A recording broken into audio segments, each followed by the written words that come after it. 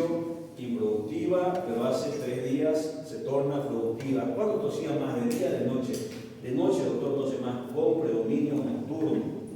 Y lo ponía moradito esa tos, no cianotizante, pero a veces tosía mucho y se ponía rojo.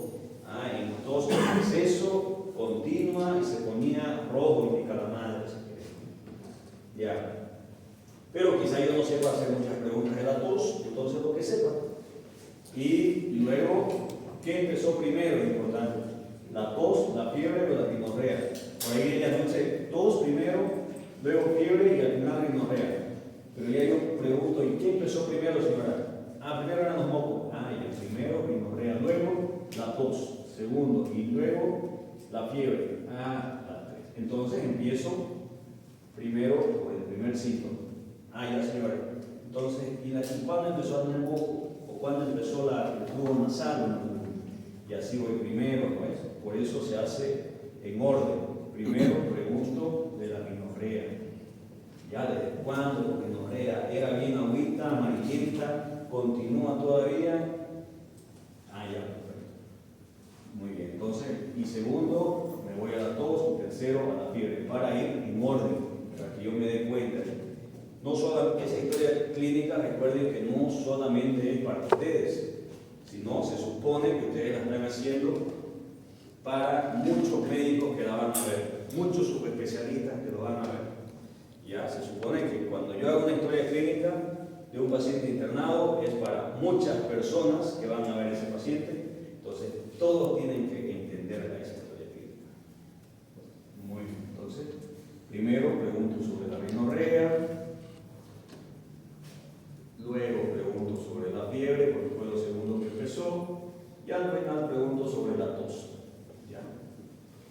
Muy bien, entonces, ¿cómo era la rinorrea? ¿Cómo era la fiebre? ¿Cómo era la tos? ¿Qué fiebre? Por ejemplo, ¿todo el día le daba fiebre? ¿O 5 veces al día? ¿O 2 veces al día? Solo 2 veces al día. Ya.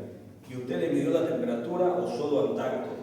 No, yo solo sentí al tacto de la madre. Entonces, alza térmica que le daba pues, más o menos 2 veces por día, cuantificada al tacto de la madre o percibida al tacto de la madre. Muy bien. Entonces, ¿por qué lo trajo? ¿Cómo son las características de lo que tiene el paciente?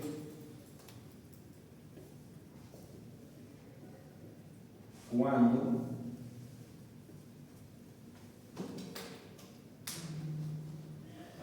Ahí me equivoqué. Perfecto. Entonces, solo en el orden ya. Esto sería lo segundo.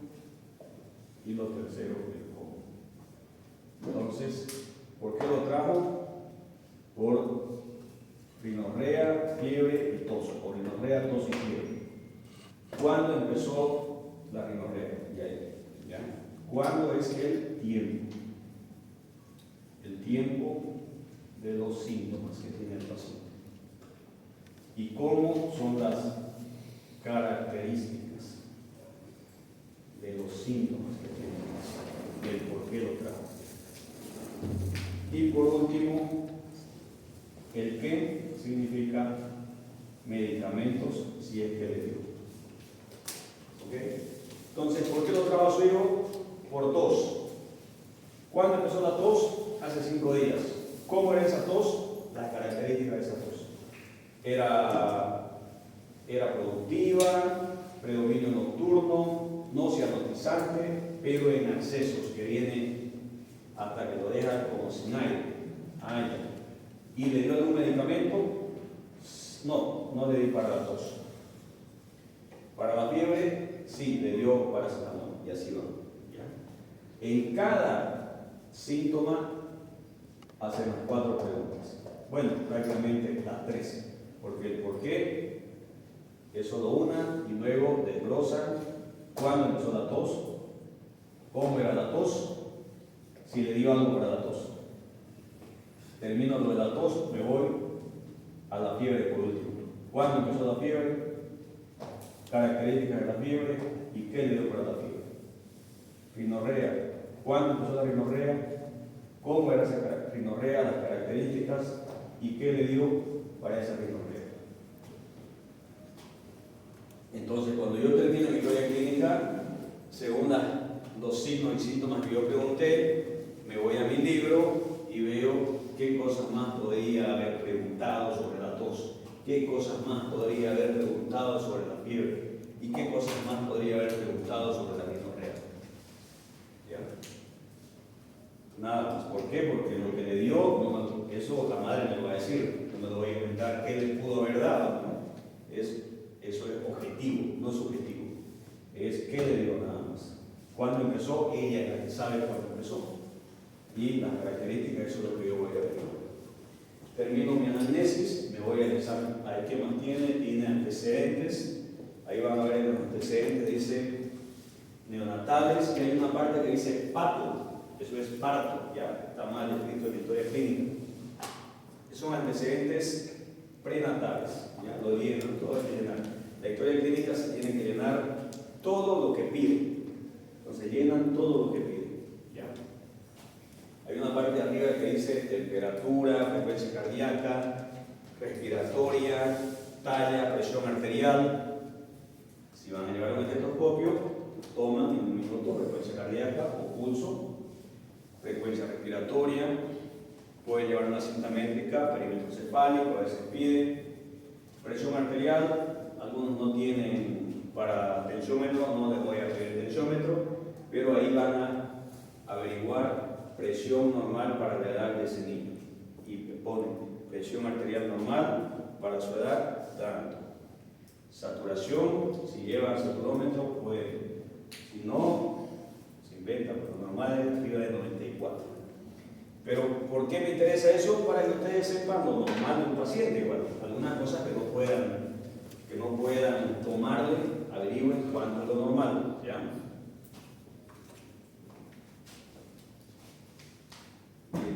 Luego el examen físico, igual. En la primera parte dice examen físico general. En una parte, eso general significa más o menos mi triángulo de evaluación pediátrica. ¿A qué se refiere el triángulo de evaluación pediátrica? Eso se hace en triajes, en todos los triajes del mundo, que evalúa respiratorio, neurológico y circulatorio. Entonces, antes del examen físico segmentario, ese es como el examen físico general. Entonces yo me puedo guiar por eso. ¿Ya? Entonces observo al paciente y veo respiratorio, paciente euneico, neurológicamente estable o ubicado en tiempo, espacio y persona, o grado 15-15, y actualmente rosado o pálido, dependiendo. Eso es una visión general de cómo yo lo veo. Y incluso dice peso ahí, ustedes le pueden ver si es eutrófico, si se observa desnutrido o obeso. ¿Ya? Y luego van por el segmentario, que no tiene un secreto porque incluso la historia clínica en el lado izquierdo pide ahí.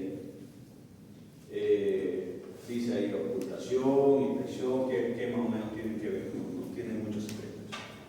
Hacen el examen físico y llegan al diagnóstico.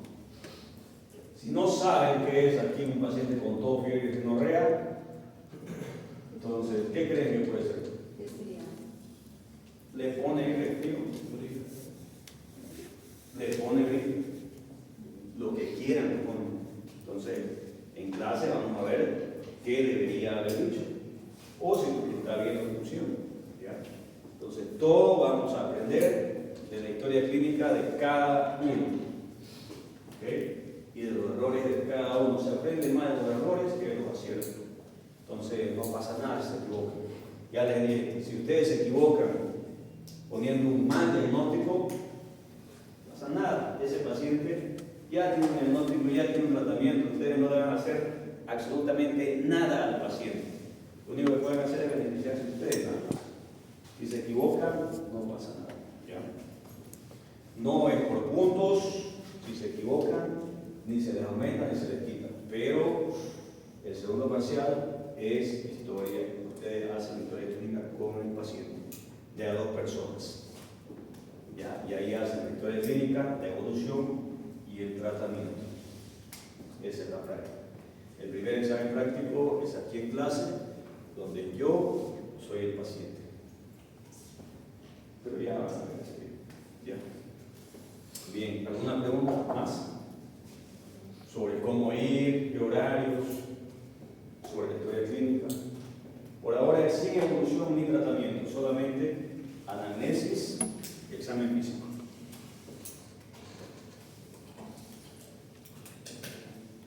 Perfecto, si no hay preguntas, empezamos.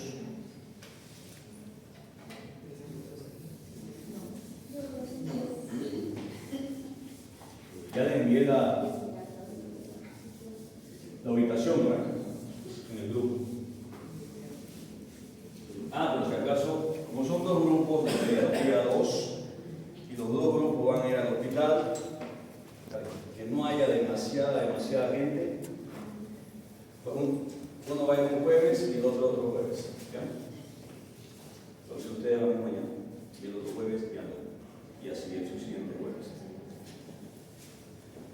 Y además, por lo que dice la universidad, que ya estaban, no sé, el hospital ha subido su precio, entonces para que no haya demasiada gente y van a entrar. No hay público que siempre. Por eso no vayan a mucha gente. Es peor, ¿no? Está yendo al hospital. Aquí en la universidad está bien. Barbijo, sí o sí. Y nada más. Barbijo y pijama. Pijama de cualquier color. No necesitan llevar pijama y mandil. Entonces, normal. Si lleva el logo de la universidad, bien. Si no lo lleva, también. No pasa nada. Bien, ahora empezamos nuestro primer tema, que es diarrea. Y esto no sé. Muy bien. Empezamos con el concepto. Acabando la clase, ya se me acuerdo para que les envíe la diapositiva ya de diarrea. En cada clase les voy a enviar la diapositiva del tema. Yo el tema lo paso a la pizarra para que pongan atención, pero les mando la diapositiva de los temas donde van a escribir las preguntas, examen y todo para que ustedes lean. Obviamente está más completo en la diapositiva, pero aquí yo les paso lo principal. Muy bien, ¿cuál es el concepto de diarrea? El concepto de diarrea es más de 3 deposiciones en 24 horas, donde va a haber una disminución de la consistencia, un aumento de la frecuencia y un aumento de la cantidad.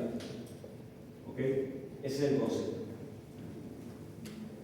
Más de 3 deposiciones en 24 horas con una disminución en la consistencia, aumento de la frecuencia y aumento de la cantidad de deposiciones. Estas mismas pueden o no tener moco y sangre. Que si tuviera, sería una diarrea disentérica. ¿Okay?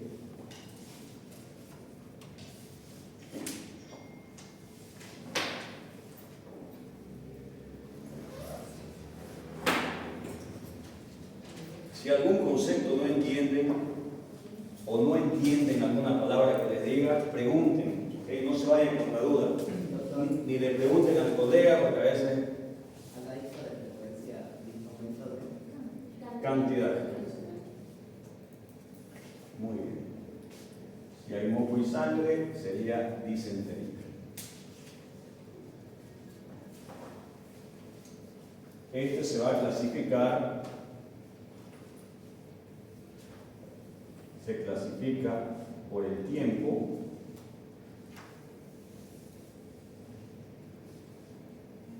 y por la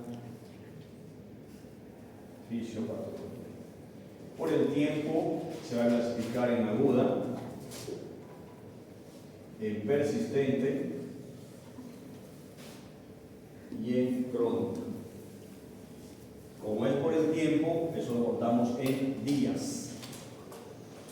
Menos de 14 días, de 14 a menos de 30 días y más de 30 días. ¿Ya? O sea, si yo tengo una diarrea de 20 días, viene a ser una diarrea persistente, ya no aguda. Si tengo una diarrea de 35 días, ahí ya es una diarrea crónica. Persistente y crónica. Todo está en la diapositiva, por si acaso, que te voy a pasar. Según la fisiopatología, esto se va a dividir en acuosa y disentérica. Para ser disentérica, ¿qué tenía que tener? Perfecto. Moco y sangre. Muy bien. Hay ciertas características que la diferencian a la disentérica y a la acuosa. Una de ellas es que esta es en un 90% y esta es en un 10%. La acuosa va a afectar sobre todo intestino delgado y la disentérica va a afectar sobre todo colon. La acuosa deshidrata muy rápido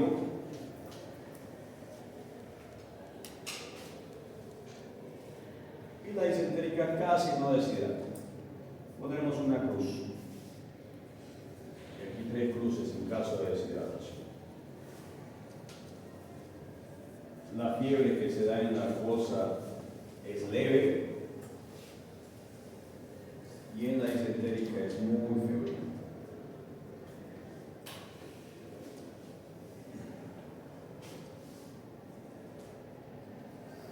Y aquí produce dolor abdominal también, sobre todo antes de las exposiciones.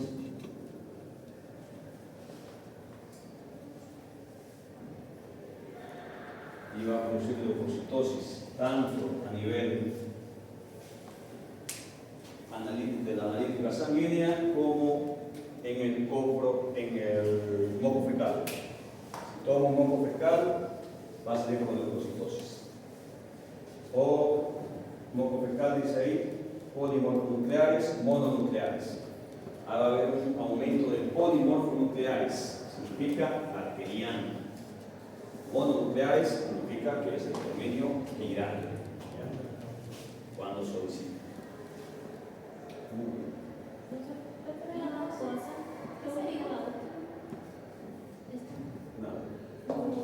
Fiebre. Poco febril. Bueno, aquí ponemos que es una diarrea secretora, sobre todo. ¿Por qué? Porque pierde mucha agua y electrolitos.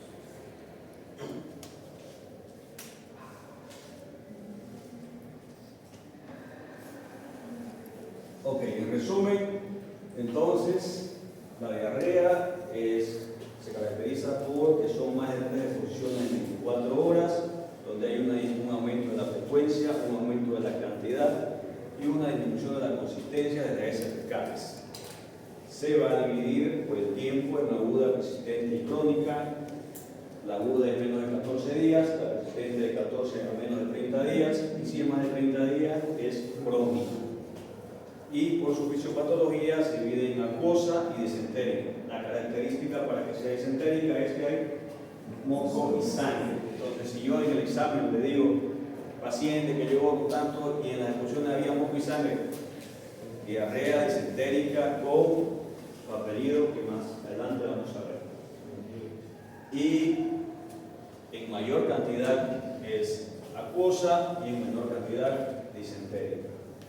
Afecta el intestino delgado, deshidrata rápido, es poco febril y la disentérica afecta colon, por eso es que hay sangre no es muy deshidratante porque las evoluciones son en poca cantidad.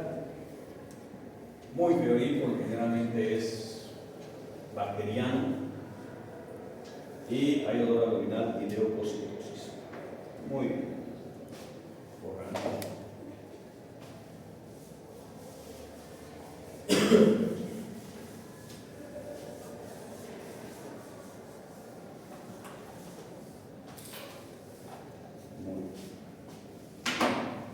Y ahora vamos a ver la etiología, ¿ok?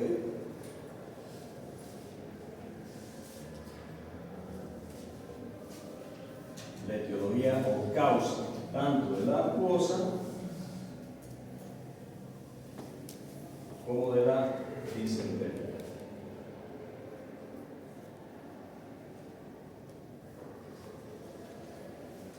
La acuosa tenemos al microorganismo que más produce diarrea,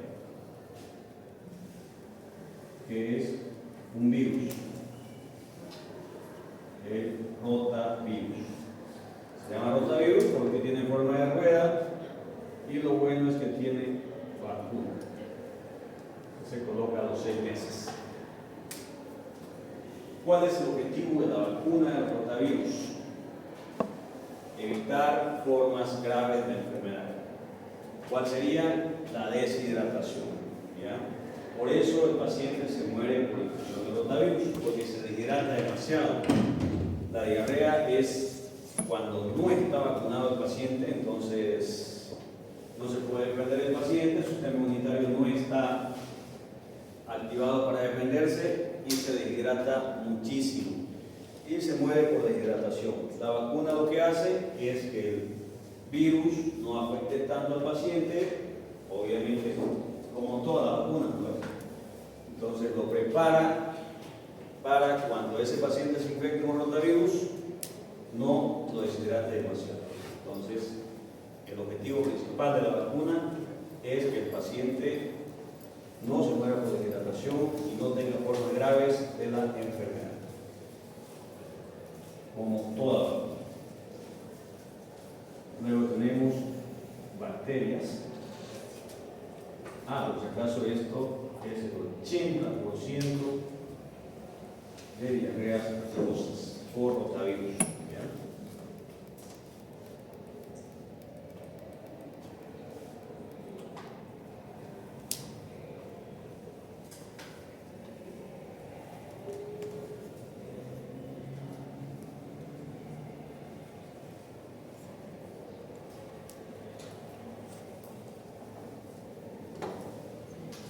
Entre las bacterias tenemos la Escherichia coli, tenemos la enterotoxigénica y la enteropatogénica.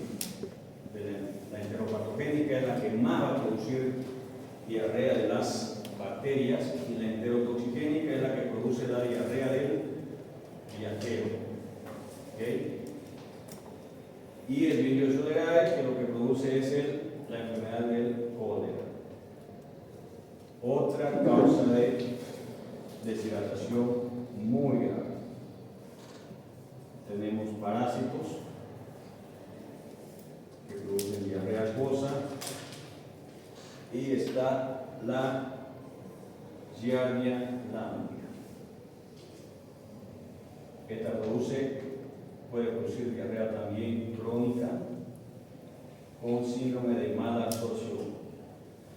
Son esas diarreas como esteatorreicas, o sea, con grasa. Eso indica esteatorreicas, diarreas con grasa. Giardia lamblia y pictosporino.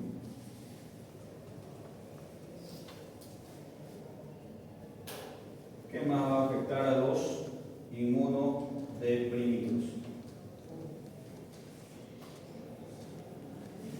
Todos estos microorganismos pueden producir diarrea acuosa, ¿ya?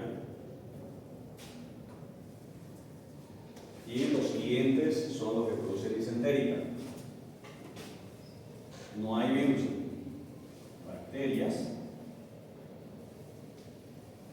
y parásitos. Como ustedes saben, 2 más 2 es 4 en medicina, entonces puede que a veces un rotavirus ahí produzca una sangrecita, pero no es lo común, ya sería muy excepcional. Entre las bacterias también tenemos la E. coli, pero los otros dos tipos de E. coli, que son la enterohemorrágica y la enteroinvasiva. Y además tenemos aquí la Shigella. Y por último la Salmonella. ¿Ya? Ah, y hay otro más.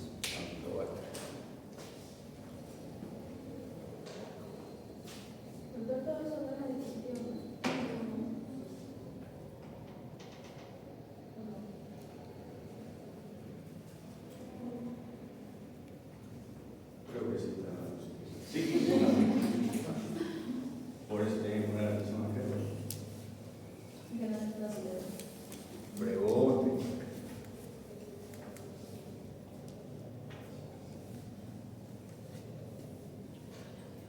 Cuando termine, tomen una foto, porque hay cosas que no están en las diapositivas. ¿Ya? Hay varias cosas que no están en las diapositivas.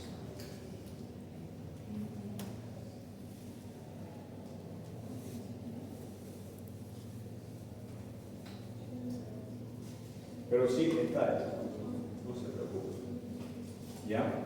Bueno, entre las bacterias que producen disentería, o sea que afectan el colon, está la E. coli enterohemorrágica, que tenemos uno de los más peligrosos, el subtipo O157H7, que produce una enfermedad llamada SHU, que es el síndrome hemolítico urémico, una enfermedad de los riñones, donde la toxina que produce el subtipo O157H7 produce un daño a nivel vascular del epitelio de los capilares renales, y entonces la hemoglobina o el glóbulo rojo, al pasar por esos vasos que están súper dañados y contraídos, al pasar por ahí se destruyen. Ya, entonces hay una anemia hemolítica no autoinmune, sino por destrucción al pasar por el vaso. Por eso se llama síndrome hemolítico. Y urémico, porque disminuye por todo el daño que produce la toxina a nivel de los vasos renales. También disminuye la filtración glomerular, aumentando la urea y la creatinina. Por eso se llama síndrome hemolítico urémico, causado por la toxina a nivel renal. Igual lo mismo puede producir otra toxina que produce la Shigella, que es la toxina Shiga. Ambos pueden producir el síndrome hemolítico urémico. La salmonela, una de las complicaciones que puede producir son bacteremias, y si empeora, una septicemia,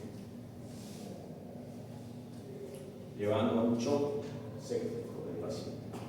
Y el Campylobacter puede producir síndrome de Guillain-Barré. ¿Qué vendría a ser el síndrome de Guillain-Barré? Es una parálisis flácida, ascendente y lateral, producida por una endotoxina del Campylobacter que afecta la mielina de los nervios periféricos. Jejuni. Puede producir síndrome de Guillain-Barré, que es una parálisis flácida, ascendente y lateral. ¿Cuál es la característica de este paciente? Empieza a perder fuerza muscular, entonces empieza a caminar y luego no puede caminar hasta que queda postrado en cama porque pierde la fuerza completamente. Entonces nosotros agarramos, podemos hacerle el examen físico, el paciente se acuesta y vemos ya. Como no somos neurólogos, los neurólogos pueden ir un poco más avanzados, viendo los reflejos nerviosos, etc. Pero algo tan simple es que el paciente se acuesta y lo podemos hacer que nos empuje la mano con sus piernas. ¿Ves? Si hay fuerza, obviamente vamos a ver que ese paciente tiene fuerza o no, pero a veces no puede ni movernos la mano. Y tiene que ser bilateral. ¿Okay? ¿Cuál es el riesgo de la enfermedad? Que la parálisis llegue al diafragma y el paciente no va a poder respirar y obviamente hay que intubarlo hasta que pase la enfermedad. Tratamiento inmunoglobulínico.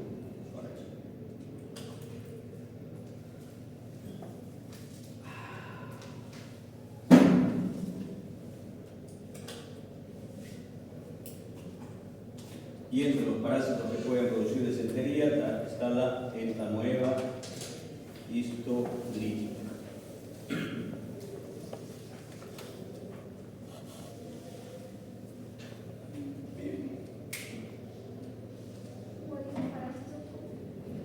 La entamoeba histolítica, el parásito que puede producir diarrea disentérica. Borro.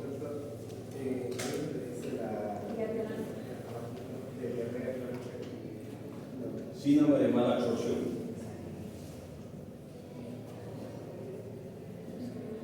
Y ustedes van a observar, o el paciente le va a decir, sale como grasa de la diarrea que tengo, o incluso los alimentos no digeridos. Entonces sospechamos de Giardia lambda. Y tiene tratamiento, obviamente, pues, podemos dar metronidazol, nitazoxanida.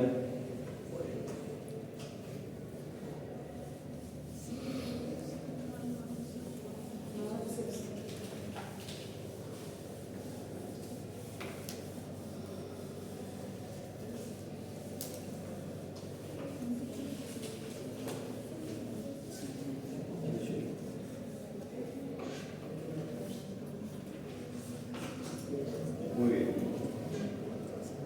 Entonces tenemos el concepto, tenemos la etiología, tenemos la clasificación y ahora el tratamiento. ¿Cuál es el objetivo de mi tratamiento? ¿Cuál creen que es el objetivo del tratamiento de una diarrea? ¿Qué es lo que yo tengo que evitar? Nada más. Que se deshidrate. Mi objetivo no es parar la diarrea, porque no se puede a veces, ¿ya? La diarrea es autolimitada por cualquier causa. Puede ser viral, puede ser bacteriana, puede ser medicamentosa. Si es por medicamento, retiro el medicamento y listo. Si es viral, dependiendo del virus, y si es la bacteria, dependiendo de la bacteria. Si hay un daño a nivel de la mucosa, puede durar máximo 7 días, 5 días. Si el daño es demasiado, puede aumentarse a 14 días, sea. Pero generalmente se autolimita. Pero mi objetivo es que no se hidrate. Entonces, como dijeron, evitar deshidratación. Ese es mi objetivo principal en una diarrea. Muy bien. Y para eso, yo tengo que saber qué tipo de deshidratación tiene el paciente. Y eso yo lo puedo ver por la parte clínica. Entonces, grados de deshidratación. Yo puedo verlo de forma clínica o por el peso.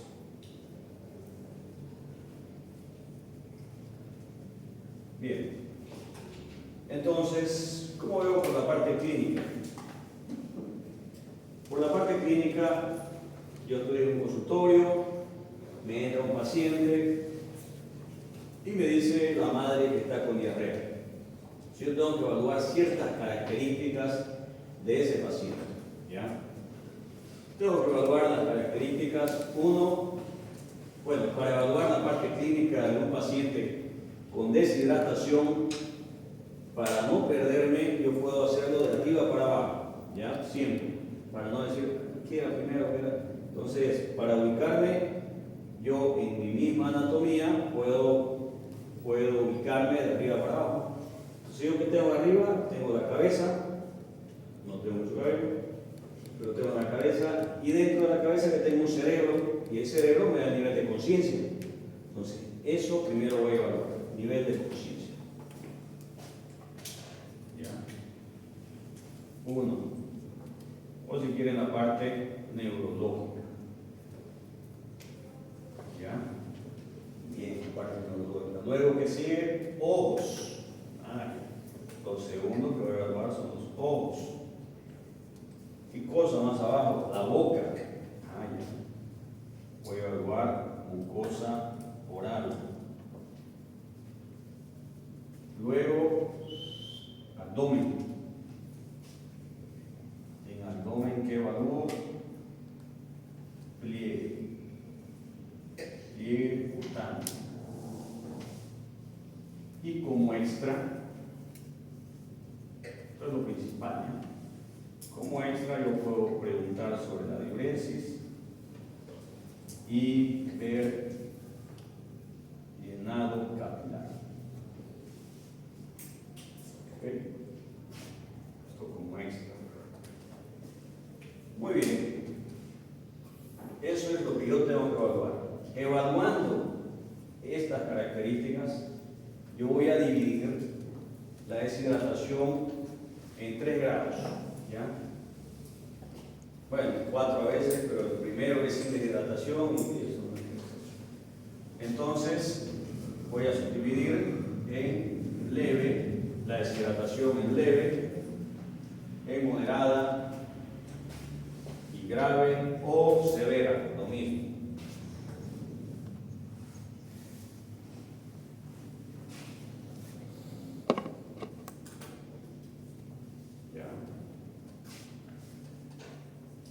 Es importante saber el grado de deshidratación para saber el tipo de tratamiento. Por eso es la importancia de saber evaluar. Muy bien. Entonces yo estoy en mi consultorio y me entra un niño y me dice la madre, ¿por qué trajo a su hijo? Por diarrea, doctor. ¿Cuándo empezó la diarrea? Hace 4 días. ¿Cómo era esa diarrea, señora? ¿Cómo, doctor? ¿Qué color? Verdosa, ok. Amarilla, verdosa, no importa. ¿Ya? ¿Cuáles son las diarreas que me pueden asustar? Roja, negra o blanca. Roja, que hay una hemorragia baja, negra, una hemorragia alta, y blanca puede estar con hepatitis. Amarillo o verde, no pasa nada. Era verde, doctor. Ya, con moco, sin moco, sin moco. Cosa, no dice histérica. Perfecto. ¿Y cuántas veces hacía en el día? Como 5 veces. Muy bien. Perfecto. ¿Le dio algún tratamiento? No, nada, solamente le estaba dando en la casa agüita de arroz, agua de canela, y lo toma bien. Ya. Y yo lo observo al niño. Y el niño está normal, ¿ya? Actúa normal, observa normal, no está irritable, bien. Con simplemente observarlo veo que la parte neurológica está normal, pues. Normal. Muy bien. Entonces, neurológico normal, en una deshidratación leve. Con solo observarlo veo que sus ojos están normales. O sea, no hay enoftalmos, no son ojos hundidos. Voy, reviso, mucosa oral, puede estar levemente seca, puede o no, ¿ya? Más o menos, puede o no estar esa mucosa levemente seca. Y el signo del pliegue negativo. ¿Qué significa el signo del pliegue? El signo del pliegue, yo lo pongo al niño acostado en la camilla al ladito del ombligo, agarro la piel del abdomen y suelto. Si vuelve rápidamente, no tarda ni un segundo, es signo de pliegue negativo. ¿Por qué se hace positivo? Porque el colágeno se deshidrata cuando el paciente está deshidratado y tarda más de 2 segundos. Eso es positivo. En caso de leve, es negativo. Entonces, si el paciente tiene estado neurológico normal, ojos normales, la mucosa levemente deshidratada, a veces no, bueno, sí, tendría que estar levemente deshidratada para que sea una deshidratación leve. Si no estuviera, sería una diarrea sin deshidratación. ¿Ya? Si todo es negativo, más la mucosa igual, completamente hidratada, sería una diarrea, enfermedad diarreica aguda sin deshidratación. Ese será el periodo. ¿Ya? Por si acaso ese es el diagnóstico que ellos quieren en su examen. Por ejemplo, enfermedad diarreica aguda, sin deshidratación, con deshidratación leve, con deshidratación moderada o con deshidratación grave. Y si fuera con sangre, ahí, enfermedad diarreica aguda disentérica y su apellido. ¿Qué cosa de aquí? Neurológico y ojos. Mucosa y eso. Muy bien. Ese es el primer paciente. Me llegó y tiene una deshidratación leve. Ahora, para que sea una deshidratación moderada, el 1 tiene que ser irritable. Entonces ese paciente llega, llorón, y le pregunto a la madre si es que está así o es porque entró al consultorio, de repente tiene miedo al médico, pero la madre me dice, no doctor, hace como unas 4 o 6 horas está demasiado molesto, irritable, no sé qué sucede. Ya. Si el cuadro es diarrea y tengo un paciente irritable, lo más probable es que tenga una deshidratación moderada. ¿Por qué? Porque ya debe haber cierto grado de hipoperfusión cerebral y ya tiene un cierto grado de confusión por el mismo hecho de estar deshidratado. Los ojos están hundidos. Ya hay un enoftalmos. Ya presenta enoftalmos ese paciente. La mucosa seca. Y además es un paciente sediento. O sea, quiere mucho líquido. Pero a veces es más la diarrea que lo que toma. Entonces, pero él quiere tomar. Toma cada rato, doctor, líquido, pero igual sigue así. Ya. Y el 4, el signo del pliegue negativo. Y también aquí podemos evaluar en los ojos lágrimas. ¿Hay lágrimas? Sí. Y también hay lágrimas. Sí, positivo. Llanto con lágrimas. ¿Ya? Entonces un paciente irritable, con los ojos hundidos, pero hay llanto con lágrimas, mucosa seca, sediento, signo de pliegue negativo. Una diarrea con deshidratación, una diarrea aguda, acuosa con deshidratación moderada. Muy bien, terminé mi consulta, estoy cerrando mis fichas y entra la enfermera o el enfermero y me dice, doctor, hemos pasado un paciente a la reanimación porque está grave. ¿Qué tiene? No, mal doctor, no reacciona. Llegó aquí, pero lo vi, no reacciona, lo he pasado allá a emergencia. Muy bien. Voy a emergencia, le pregunto a la madre, señora, ¿por qué trabaja su niño? Estaba con diarrea y vómito, doctor. Muy bien. Lo observo, no pregunto más, porque está un niño que se me está muriendo, entonces pregunto lo básico. Luego iré más profundo. Lo observo, en primer lugar está inconsciente o letárgico. 2. Observo los ojos y presento un enoftalmos marcado.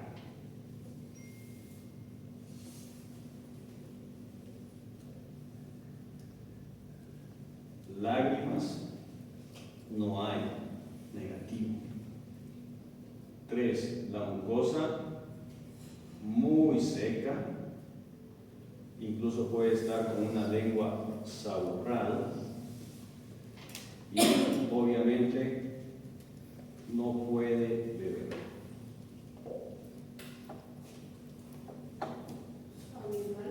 Saurral.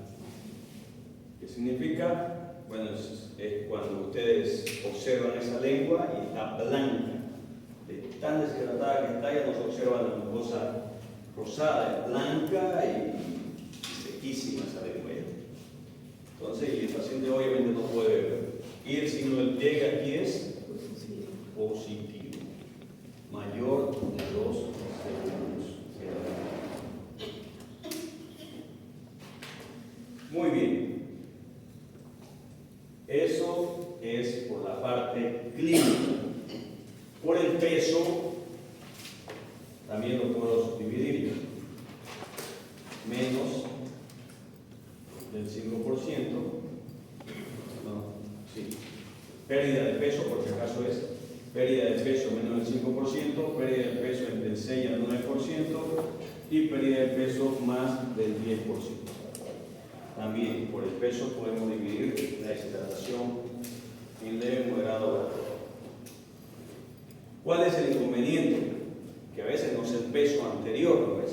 Yo tengo que saber el peso que tenía hace una semana, que tenía hace 3 días, para saber si hay mucha diferencia con mi peso anterior con el actual. Si yo tengo el peso de hace un mes, no me sirve, ¿no? Por eso es que más se utiliza la parte clínica. Pero si da la casualidad que la madre lo llevó hace 3 días por la consulta externa, cuando estaba empezando el cuadro, y sí tiene el peso de ese día, entonces yo puedo sacar el peso anterior con el peso actual. Ejemplo, hace 3 días pesaba 15 kilos y ahorita está pesando 11 kilos. Esos 15 kilos es el 100% del peso del paciente. ¿Cuánto sería el actual? Regla de 3. ¿Todos saben sacar regla de 3? Podemos aprender ahorita. Bien, entonces para sacar regla de 3, que es básico en medicina, 100, regla de 3 es todo en medicina, tengo que sacar 11 por 100 dividido 15. Y eso me va a dar el porcentaje. 73%, ¿no es? 73%. ¿Cuánto falta para llegar a 100? 17, ¿no es? 17%. Se tiene una pérdida de peso de 17%. Más del 10%. Está deshidratado grave, ¿no es? También eso es como que me apoya, digamos.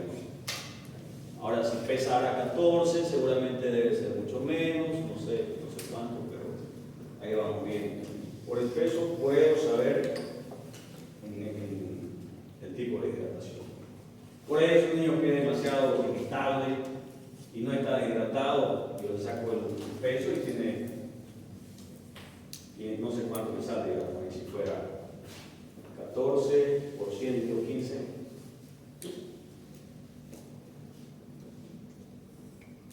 93, 7. Ah, ya tengo le hago.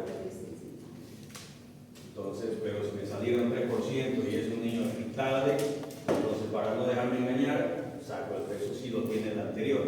Si no tiene peso anterior, uso puro clínico. Bien, ¿cuál es la importancia de saber si es leve, moderado o grave? El tratamiento. ¿Okay? Eso es lo importante. Y yo con esa clasificación voy a hacer mi tratamiento. Otra cosa que también yo puedo saber es el tipo de deshidratación. Ya es importante saber según el laboratorio si va a hacer esto. Ya cuando yo le haga el laboratorio, tienen que saber que cuando un paciente llega muy deshidratado, ya sea con una hidratación moderada o grave, yo no tengo que pedir laboratorio antes de hidratarlo. ¿Ya? ¿Por qué? Porque todo me va a salir alterado, sobre todo en una hidratación grave. Si llega y yo digo, laboratorio, vamos le sacan laboratorio, va a salir todo alterado, puede salir hipernatrémico, hiponatrémico, acidótico, con un potasio de 1, o sea, moviéndose el paciente laboratorialmente. ¿Por qué? Porque está hidratado, obviamente. Entonces yo lo que tengo que hacer primero es hidratarlo, que es lo principal, y luego laboratorio. ¿Ya? Entonces, por el tipo de hidratación, también puede ser isotónica, puede ser hipotónica y puede ser hipertónica. ¿En qué se basa esto? En el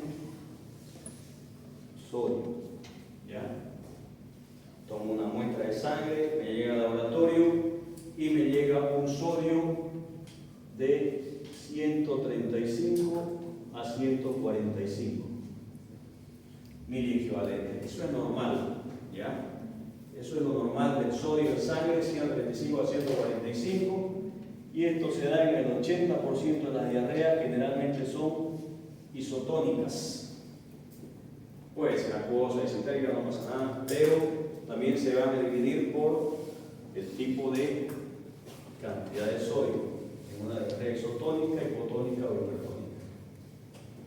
Ahora puede ser hipotónica si tiene menos de 135 miliequivalentes o hipertónica si tiene más de 145 miliequivalentes. Ambas se comparten en 10%. Ambos pacientes pueden convulsionar por cualquiera de las deficiencias. Uno puede producir hemorragia, como la hipotónica cerebral, y el otro, como la hipertónica, podría producir edema cerebral.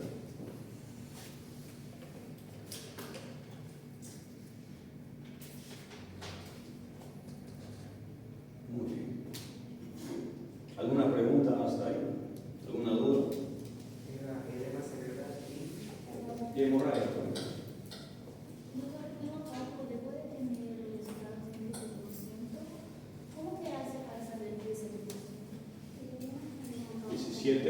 ¿Cuánto falta para llegar a 100? Ahí sé el tipo de hidratación. Como falta 17, es 17% de su deshidratación.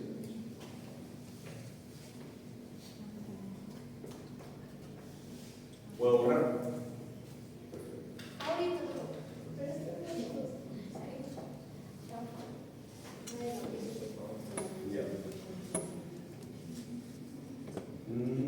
No voy a borrar todo, solo voy a borrar acá.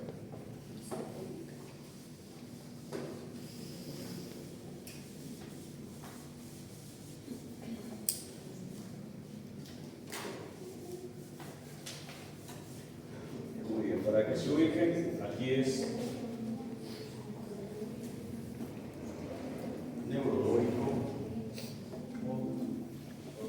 ojos, boca, si quieren.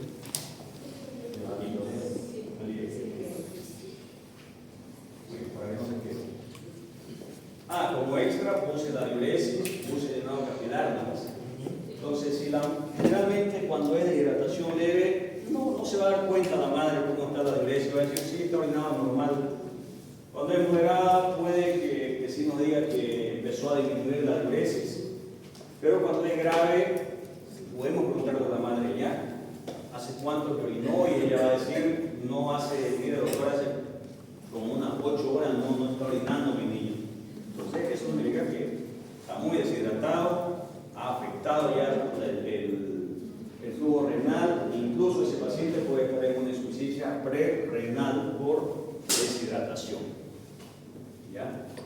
Pero esas son preguntas directas a la madre que no podemos observar nosotros.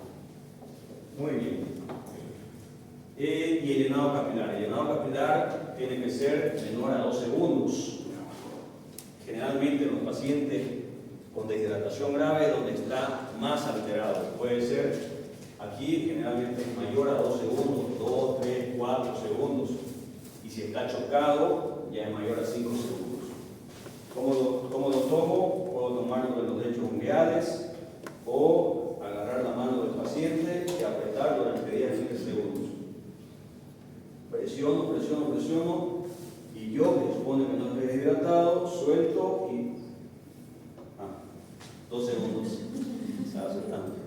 Entonces 2 segundos es lo normal ya para llenado. Los niños que están choqueados, ustedes la aprietan ahí, ni siquiera 10 segundos, creo que 5 segundos la aprietan, los que están muy choqueados. Suelta, 6, 7, 8 y no llena todavía eso.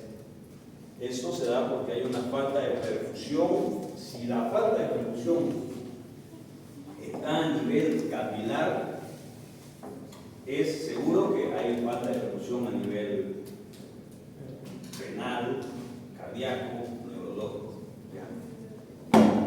Entonces, ahí ya está el paciente choqueado.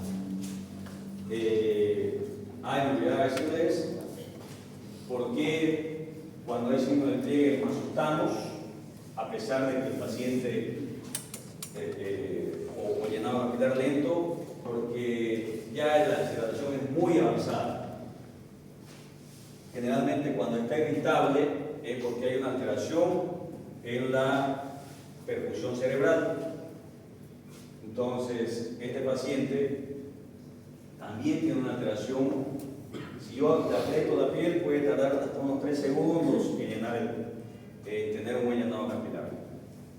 Ahora voy a hablar de esa parte cuando entremos al tratamiento. Bien. Ahora vamos con el tratamiento. En mi primer paciente que tenía una deshidratación leve, yo le tengo que hacer lo que se llama plan A. Plan A. En el segundo paciente que tiene una deshidratación moderada, yo le tengo que hacer a lo que se llama plan B. Y en el último, plan C. ¿A qué se refiere? Vamos a ver.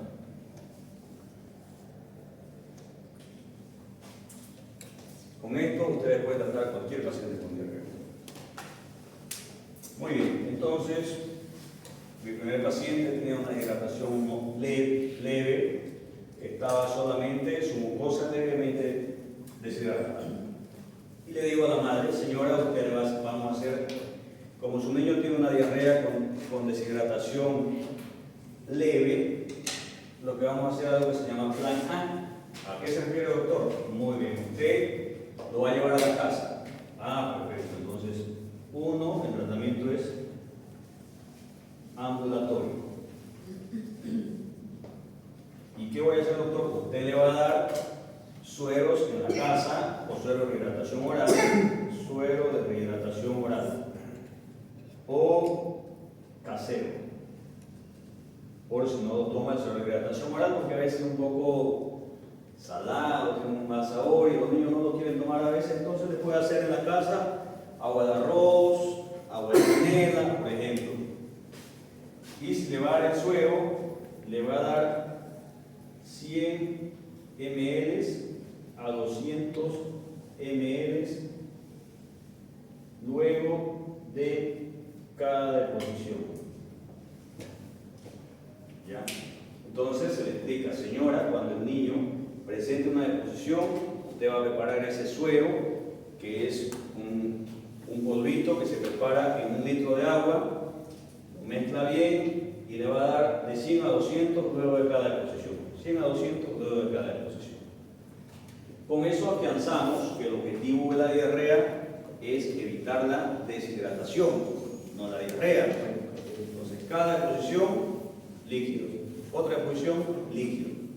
Solo para que no se deshidrate puede estar 5 días, 6 días, 7 días con diarrea, pero mientras se mantenga tomando líquido, va a vivir ese paciente. ¿Ya?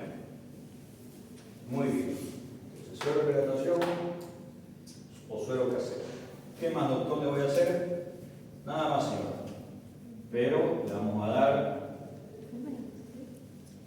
consejos. ¿Cuáles consejos?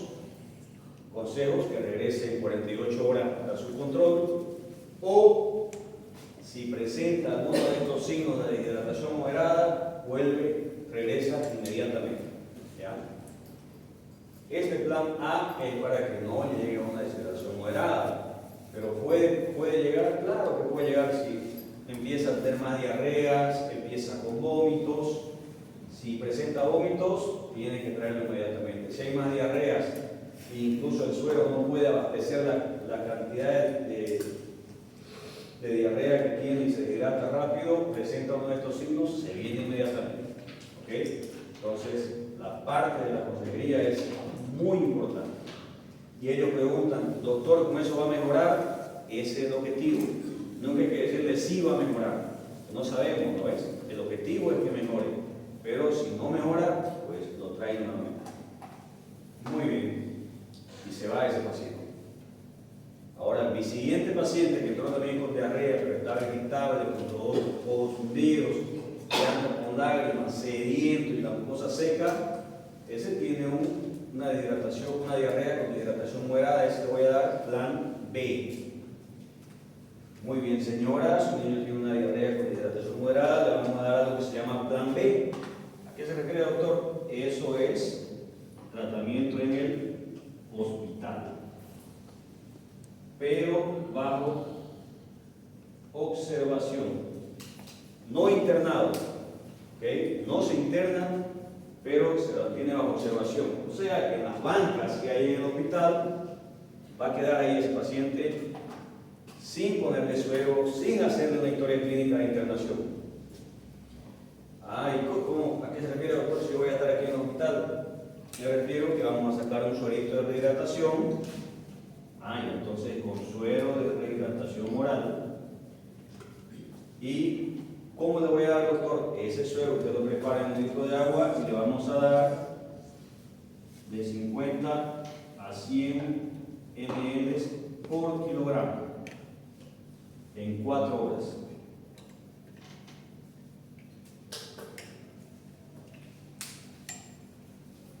¿Ya? Si se dan cuenta, acá era 100 a 200, pero no por kilo, directo, 100 a 200. Un vaso de 100 a 200, luego de cada posición. Aquí es por kilo. O sea que si pesa 10 kilos mi paciente, yo voy a sacar siempre con la dosis máxima 100 ml por 10 kilogramos. ¿Cuánto es? 1, 2, 3, 1000. 2, 3, 1000 ml.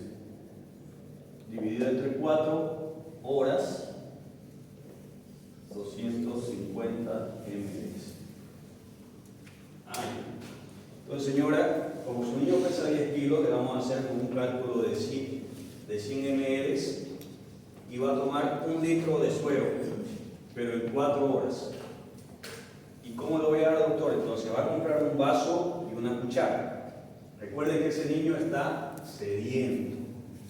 Entonces, si yo le ofrezco un vaso de suero, se lo va a querer tomar de una sola, ¿no? ¿Y qué va a pasar? Va a vomitar. ¿Por qué? Porque ese paciente tiene cierto grado de deshidratación y el cuerpo es tan inteligente que le dice al mismo cuerpo, a la piel y al sistema esplánico donde está el intestino, ustedes van a sufrir porque no lo voy a perfundir bien por la gran deshidratación.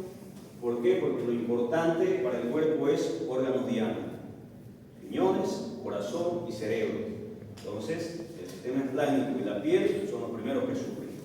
Pero si yo le doy demasiado líquido y rápido, va a tender a vomitar. Por eso es que se le da de a poco. ¿Okay? Compra un vaso, mide 250 y con una cucharita. Tiene 1 hora para darle un vaso de líquido. Y luego otra hora para darle otros 250 y otra hora, y así durante 4 horas tiene que darle 1 litro de suero. Y nosotros vamos observando, por eso dice bajo observación. En media hora salimos, señora, ¿está tomando bien? Sí, está tomando. En 1 hora, señora, ¿cuánto tomó? Ya tomó 250. Ya sí. Cada hora vamos saliendo para ver si está tomando. Si va 1 hora y no toma más que 50, salimos a la hora y tomó otros 50, son solo 100 y le faltan 400. Está mal, ¿no es? Ese paciente en 1 hora más va a haber una deshidratación grave. Entonces, ¿qué tengo que hacer? Sonda nasogástrica. Si le pongo la sonda y empieza a vomitar, endovenoso. Entonces, por eso tengo que observar. No es que le dejo ahí y vuelvo después de 4 horas y ese paciente volcando los ojos.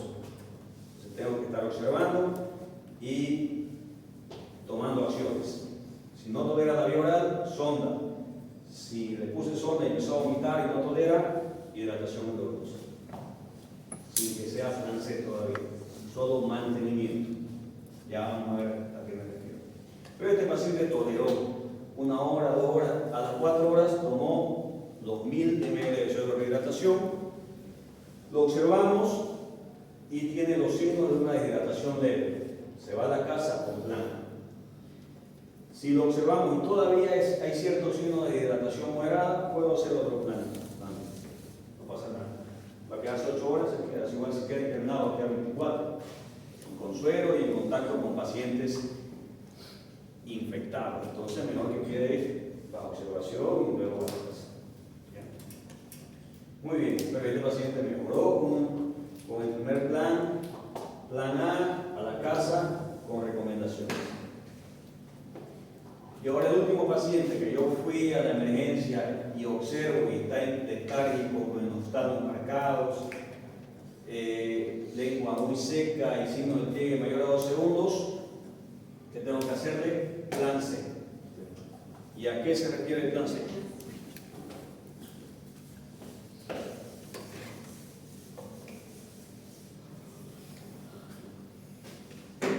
Este ambulatorio, este bajo observación, ninguno de los dos está internado. Pero este paciente, uno lo internado. O sea, se va a internar en el hospital. 2, cristadoides. Cristadoides endovenoso. Tratamiento es endovenoso, ya no es bioral. Plan A, plan B, bioral. Plan C, endovenoso, con cristadoides. ¿Cuáles son los cristadoides? Solución fisiológica al 0,9%, solución Ringer lactato o solución Ringer normal. Aunque principalmente esto. ¿Ya? ¿Cuál de preferencia? El que tengan. No hay lío, el que tengan. Pero si tienen los dos, y por ejemplo, el paciente ingresó solo por vómito, tuvo una transgresión alimentaria y empezó a vomitar, y llegó ya bien deshidratado solo por vómito, y tengo fisiológico y tengo Ringer, prefiero fisiológico. ¿Por qué? Porque tiene cloruro de sodio, y cuando yo vomito, ¿qué elimino? Ácido clorhídrico, entonces elimino cloro. Entonces, mejor me pongo algo que tenga cloro, ¿no? Y si es solo diarrea, y llego chocado por diarrea, mejor puedo elegir, si tengo ambos, Ringer lactato, porque por la diarrea se pierde mucho bicarbonato, el paciente llega ácido, y el Ringer lactato tiene bicarbonato. Entonces, si me dan a escoger y tengo esas dos características de deshidratación, ahí puedo escoger. Pero si tengo uno solo, cualquiera sirve, ¿ya? No pasa nada. Muy bien, entonces se interna, cristadoides, 3, 2 vías endovenosas. Una vía, otra vía. En lo posible, siempre paciente deshidratado grave, 2 vías endovenosas, ¿ya? Para hidratarlo más rápido, por si tengo que ponerle otro tipo de medicamentos, mejor siempre tener 2 vías. Ok. ¿Y cómo lo voy a hidratar? Tengo 2 formas, y las 2 tenemos que aprender. Una que es el plan C propiamente dicho, y la otra que es la hidratación rápida, que es el que más se usa o el que se usa. Pero los dos tenemos que saber, ¿no? Los dos supongo que sirven, ¿no? ¿Ya? ¿Cómo es el plan C? Es 100 ml por kilogramo en 3 horas. En la primera hora voy a pasar el 50%, en la segunda hora el 25% y en la tercera hora el otro 25%. O sea, que si es el mismo paciente, son 1000 ml, ¿no? 100 por 10, 1000 ml. En la primera hora le voy a pasar 500, un volumen mayor, porque quiero sacarlo de ese estado de hidratación grave, luego 250 y 250. Ahora, si es hidratación rápida, que es lo que se hace, al menos acá, no sé en otro lado, no lo inventó Bolivia, por si acaso, en medicina nada inventa Sudamérica, todo lo inventan los gringos, los europeos, entonces el que diga, aquí hacemos esto, no es porque aquí se inventó, es porque viene de la Academia Americana de Pediatría generalmente. ¿Ya? Entonces la hidratación rápida es para pacientes choqueados, es lo que más se utiliza. ¿Ya? Entonces se le hace 20 ml por kilogramos, con un máximo de 60 ml por kilogramos. Esto pasa en 20 minutos o a chorro, o chorro. Chorro es cae a toda, como abrir un torneo.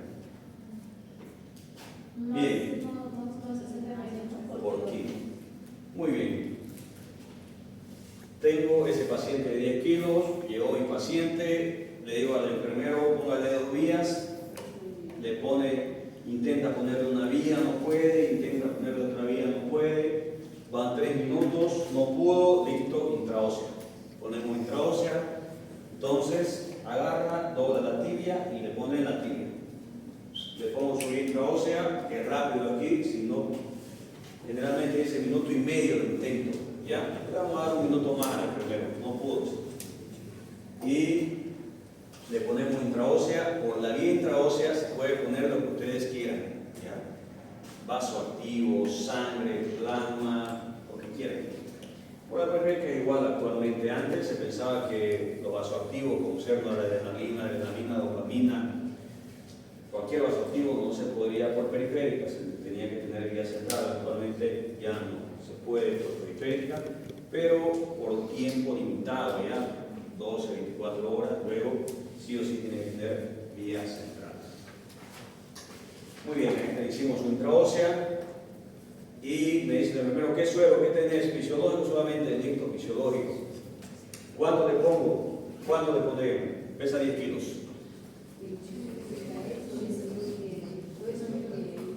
¿Cuánto? 2000. ¿Quién da más?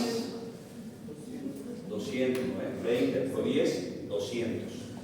Entonces, pase de 200 ml. ¿En cuánto tiempo? Ábrale que caiga eso. 20 minutos o más rápido si quiere. Entonces, le abre y cae. Terminó, doctor, los 200. Evaluamos nuevamente signos de hidratación. Neurológico, ojos, boca, signo de pliegue, diuresis, cómo va. Sigue deshidratado, otros 200 ml. Con eso vamos 40 por kilo. Sí, puede 20 minutos. Entonces ya pasamos 20 por kilo, una segunda fase de 20 por kilo. Ya pasó toda la segunda fase. Nuevamente evaluamos, signo de hidratación, sigue deshidratado. Otra fase, vamos. 60 por kilo ya, 200, 200, 200, 20, 20, 20, 60 por kilo. Y ahora sigue deshidratado. No le paso más. Pero se va a morir el paciente. Entonces tengo que buscar otra causa de hidratación, ¿ya? Teóricamente se supone que con 60 ml por kilo, con eso es la volemia del paciente, ¿ya? Completo la volemia de ese paciente. O sea, si sigue deshidratado es porque hay otra cosa. Ya no es solamente, digamos, un choque hipovolémico. Si fuera un choque hipovolémico, tendría que mejorar. Probablemente ese paciente está cursando, además, con un choque séptico. infección que de foco enteral, digamos, una infección gastrointestinal que lo ha llevado a tener diarrea, pero ya tiene una septicemia además, entonces está con un choque séptico, ya le pasé 60 por kilo, seguramente voy a querer pasar de 80, 100, 200 y no va a mejorar. ¿Qué voy a causar con eso? Sobrecarga de volumen. ¿Y cuál es la consecuencia? Insuficiencia cardíaca, edema por el pulmón, por ejemplo. ¿Ya? Entonces, ¿qué tengo que hacer? Vasoactivo. Por ejemplo, puedo poner noradrenalina para producir vasoconstricción y mejorar mi perfusión. Porque ese paciente le he pasado a 60 por kilo, si sigue choqueado es porque no ha mejorado la perfusión y necesita algo más. Y algo más son vasoactivos o catecolaminas, como quieran, ¿ya? Y la elección en un choque séptico es la noradrenalina. Pero no vamos a llegar a tanto, es importante que lo sepan, ¿ya? Pero este paciente no es el caso, este paciente mejoró. Entonces, volviendo nuevamente, cuando iba a 40 ml por kilo, el paciente ya mejoró, despertó, la mucosa ya está más húmeda, entonces no necesita los otros 20. Como dice, máximo 60, pero no es obligatorio 60. Si mejora con 20 por kilo, no necesito pasar de otros 20 por kilo. Si mejora con 40 por kilo, no necesito llegar a 60. ¿Ya? Por eso es que se pasa a 20 y se evalúa. 20 y se evalúa, y 20 y se evalúa. Ya si no mejora, el paciente va a ir a la terapia. Ahora, si es el caso de ustedes que están en un primer nivel, le llega un paciente deshidratado grave, entonces hay casos en que hay médicos, que no van a ser ustedes, que ven un paciente así y lo ven tan grave que es un paciente que hay que internarlo, y en vez de darle los primeros auxilios, lo mandan a un hospital donde se internan y el paciente cada minuto se va muriendo, va deteriorándose. Entonces lo que tienen que hacer es por lo menos ponerle su vía y ir hidratando y llamar.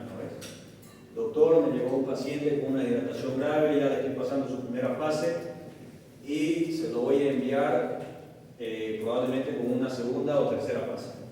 ¿Ya? Entonces ya ustedes ya avisan y lo van hidratando.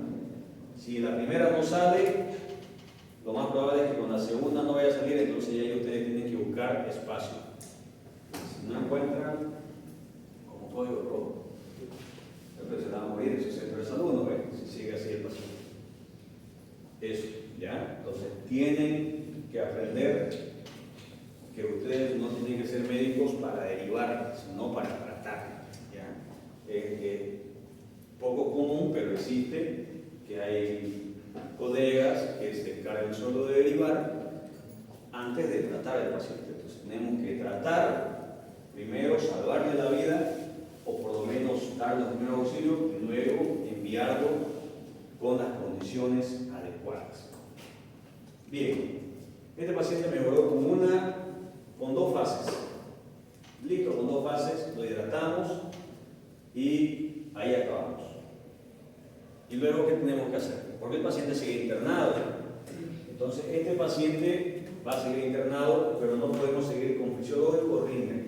¿Por qué? Porque no tiene calorías, no tiene azúcar. Este paciente necesita azúcar en su cuerpo para tener calorías, ¿no ven? Entonces tenemos que pasar a algo que se llama líquidos a mantenimiento o líquidos basales, y eso aquí se va a aplicar una fórmula que se llama Foya y Cera. ¿Ya? Doctor, una consulta, la hidratación rápida es vía hidroxia, ¿sí o sí? No. Mi enfermero no encontró vía, por eso le puse intrausia. Ahora, una vez se hidrató el paciente, ya encontró una vía y le sacamos la intrausia, porque no puede estar mucho tiempo porque es un foco de infección para osteomielitis. Ya, sacamos la intraósea, sigue con endovenosa, ya hidratado, pero todavía no puede alimentarse, entonces necesito pasarle azúcar, ¿no? tengo que ponerle líquidos a mantenimiento, que es igual a basales. ¿Qué significa basales? Que es lo básico que mi paciente necesita para estar hidratado y lo básico que mi paciente necesita de kilocalorías. ¿Ok? O sea que con esta hidratación puede estar hasta 24 horas sin alimentarse. Porque se supone que cuando se le voy a dar una buena cantidad de kilocalorías y una buena cantidad de hidratación. Mi prioridad siempre es iniciar mi oral lo más rápido posible. Entonces, con un paciente en ese estado grave, puedo empezar después de 3 a 4 horas y a intentar darle mi oral siempre. Pero aquí tengo que hacer líquidos de mantenimiento. ¿Con qué? Solución dextrosa al 5%. ¿Ya? ¿Y cómo le voy a dar? ¿Y cuánto le voy a dar? Tenemos muchos ejemplos. Muy bien. Aquí se va a aplicar lo que se llama la fórmula de Collie-Day-Sega, que me dice lo siguiente. Mis primeros 10 kilos yo los voy a multiplicar por 100 ml. Mis segundos 10 kilos los voy a multiplicar por 50 ml. Y mayor a 20 kilos voy a multiplicar por 20 ml. Eso es fórmula. Con la fórmula voy a hacer un ejercicio.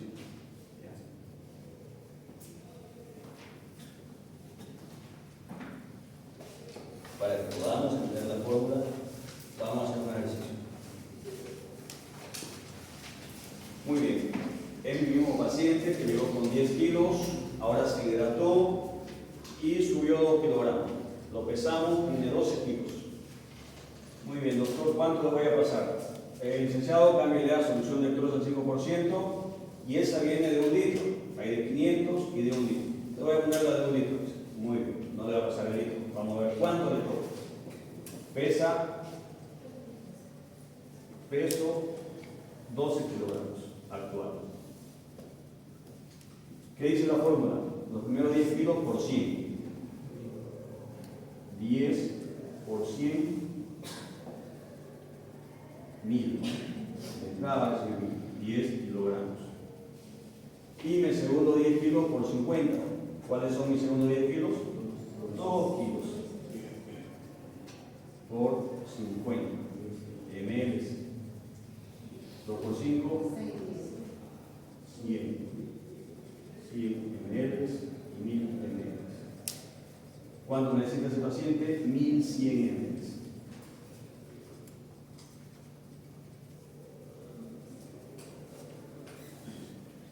Eso es lo que necesita mi paciente para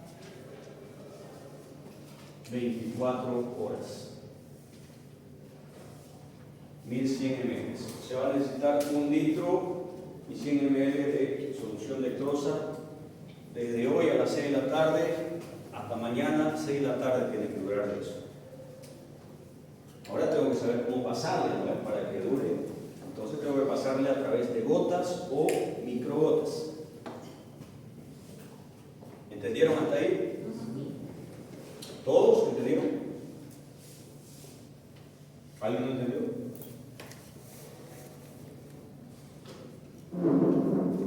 Si no entendieron, pregunten. No pasa nada. Bueno, continuamos. Ok. Muy bien. Muy bien, ya doctor, ya le puse la dextrosa. ¿Y a cuánto le voy a pasar? Ya yo sé que él necesita 110 ml. Tengo que aplicar la fórmula de gotas. Entonces, mi fórmula de gotas. ¿Qué me dice mi fórmula de gotas? La teoría me dice de la fórmula volumen total dividido entre la constante 3 por el tiempo. Y este tiempo es en horas. Ok, transformémoslo. ¿Cuál es mi volumen total? 1100. 1100 ml. La constante 3 no cambia. Y el tiempo en horas, ¿para cuánto quiero? Para 24 horas. 24. Perfecto. 3 por 24, se fueron 72. Y mi volumen lo mantengo. Ahora, ahí tengo que saber gotas por minuto. ¿Cuánto?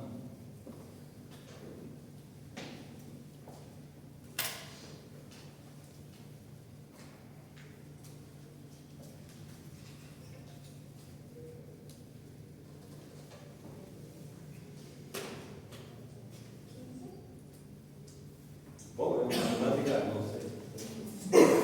Confiaré en Dios. 15 gotas por minuto. ¿Ya? Entonces, eso va a pasar en 15 gotas por minuto para que pasen 2100 ml en 24 horas. ¿Entendieron? Bien, pero en pediatría generalmente se usa microgoteo. ¿Ya? ¿Qué es eso? Generalmente viene el suero, digamos aquí viene la lactosa de 1 litro y aquí se le conecta un equipo de infusión.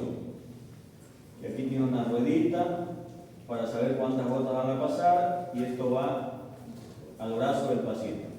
¿No ves? Eso es lo normal: suero, equipo de infusión, ruedita y gotas. Ahora, cuando quiero que pase en microgoteo, este equipo de infusión no lo saco de farmacia y saco algo que se llama microgoteo. Igual conecta el suero, pero aquí tiene otra pieza y de aquí sale recién al paciente. Y aquí cae el suero y aquí salen microgotas. ¿Qué significa? Que por ese equipo de infusión sale una gota y por ese microgotero sale una microgota que equivale a 3 microgotas equivalen a una gota. ¿Ya? Y ahí se controla mejor en pediatría. O sea, ya del equipo de infusión sale una gota, del microgotero salen 3 microgotas, que equivaldría a una gota. Ahora es simple aquí, yo simplemente desaparezco la constante 3. Nada más. Y hago lo mismo para saber en microgotas.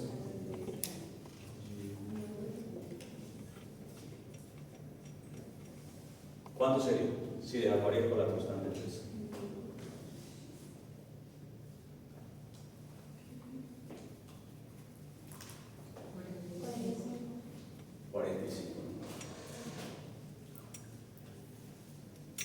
Eso. Entonces puede pasar a 15 gotas, pero si yo tengo microgoteo, pasa a 45 microgotas. Quizás ustedes en algún momento vean que dice ml por minuto. La fórmula es la misma y significa que en un minuto van a pasar 45 ml nada más. Por complicar la vida, la fórmula es la misma. ¿Ya?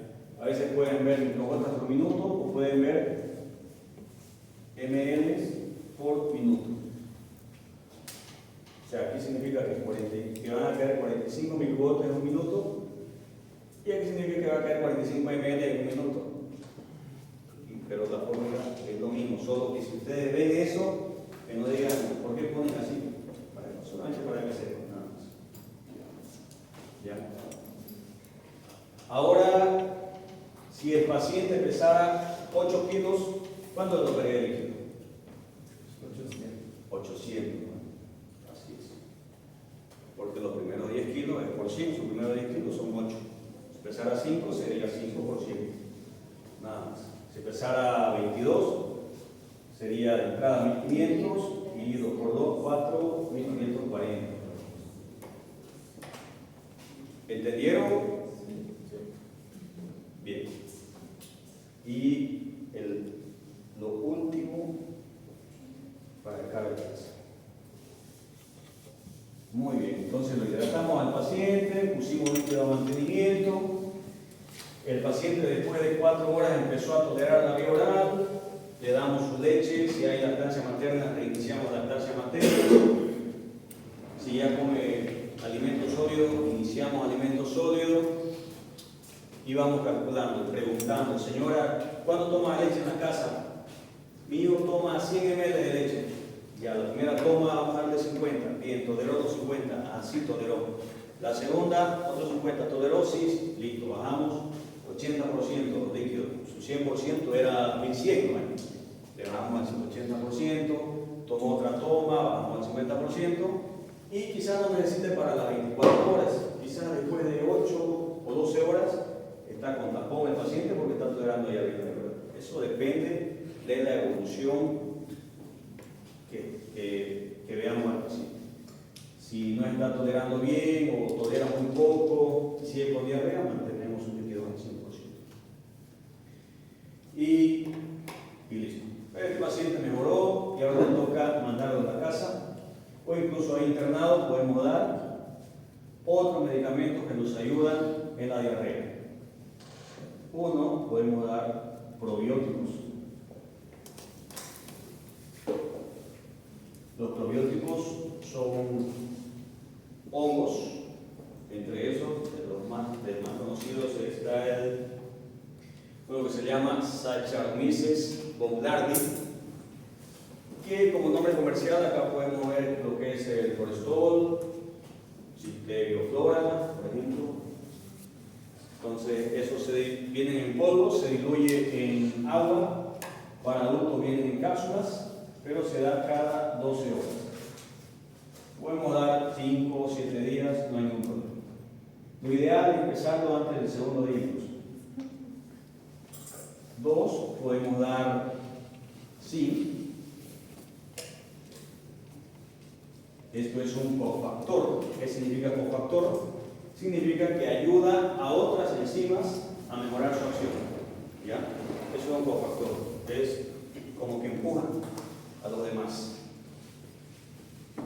Y ayuda a disminuir el tiempo de diarrea e incluso la previene por un lapso hasta de 3 meses que le dé diarrea. Pero se debe dar por 14 días.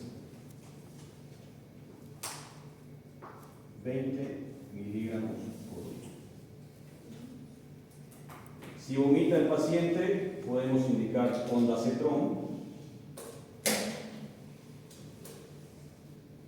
Esto puede entrar en lo venoso, puede entrar intramuscular y se da 0.15 miligramos por kilo peso.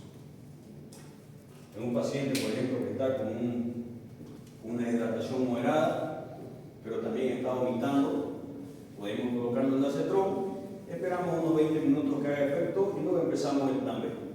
Porque no tiene sentido que le demos plan B si está vomitando, pues. Entonces tenemos que poner un antiemético para el vómito.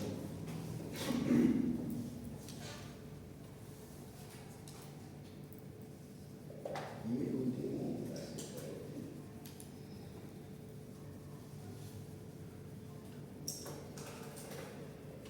y hay un medicamento que se llama racecadotril.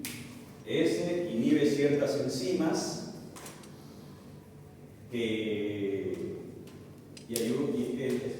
ayuda a generar. Ese es un antidiarreico, exactamente antidiarreico. ¿Ya? Inhibe ciertas enzimas, que esas enzimas inhiben otros componentes para que haya diarrea. Entonces, es un inhibidor de cefalina plasmática, pero se actúa bien como antidiarreico. Y por último, podemos o no dar antibióticos. ¿Quiénes van a dar antibióticos? Ahorita. Último. Ya, si tenemos un Campylobacter jejuni, El medicamento de elección son macrólidos. ¿Qué macrólidos conocen? Bien, cualquiera. Si tenemos giardia, podemos dar nitazoxanida.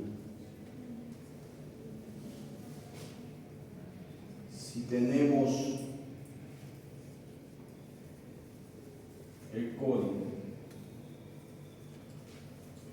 o chiguela, nos salió en positivo, si nos sale positivo así, uno de estos, podemos dar ácido nalidíxico. A esto no están las diapositivas. ¿Qué? Ácido nalidíxico.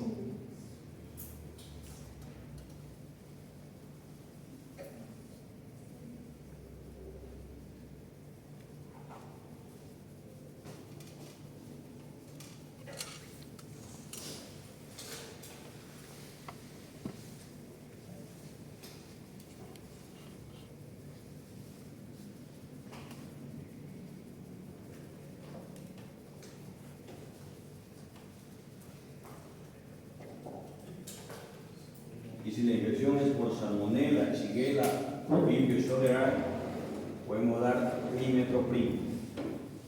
Trimetoprim sulfamethoxazol. ¿Shigella o? Vibrio cholerae.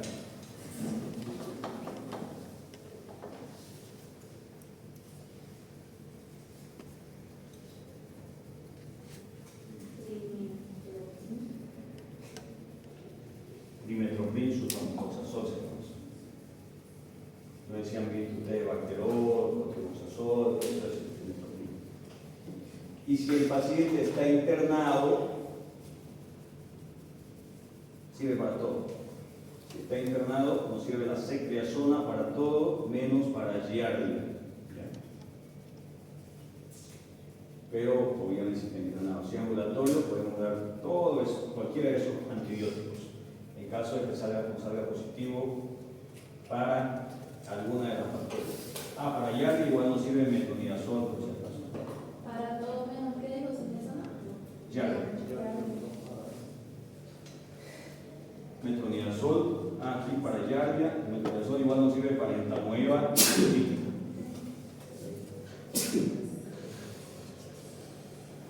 Que sale bastante la entamoeba política haciendo cuerdos donde hay agua no potable, sale mucho la entamoeba. Entonces nos sirve el metronidazol. Y por último, lavado de manos es de lo más importante. Siempre.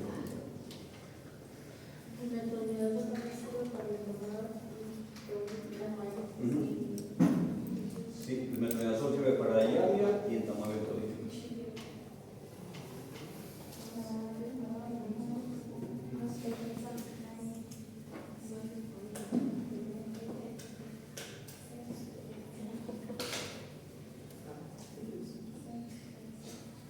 ¿Alguna pregunta? Ya, media hora más ya. 20.